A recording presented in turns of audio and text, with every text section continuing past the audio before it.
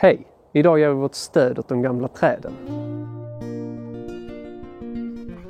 Välkommen till Trädgårdshacks med Gardener. Gamla träd är det ont om, så de måste man ta hand om.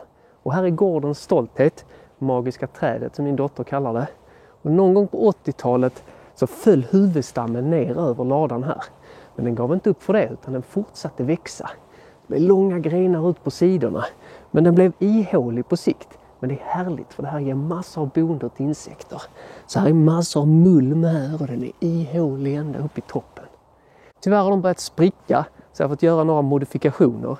Den hade 2 långa grenar som gick långt ut och gjorde att sprickan vidgades.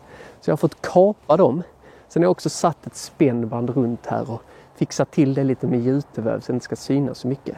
Så hoppas jag att det håller ihop det lite så det står ännu längre. Nu är inte detta min starkaste gren. Så om det finns någon arborist som har mer tips så jag kan hålla ihop det här får man gärna tipsa i kommentarerna. Sen har kanske inte alla ett sånt här praktträd, men har kanske andra gamla träd som jag tycker ni ska ta hand om och behålla. Kanske har man något gammalt fruktträd där det är liksom farlig vinkel på grenarna. Då kan man stötta upp dem faktiskt. Kan se ganska fräckt ut med en trästötta här.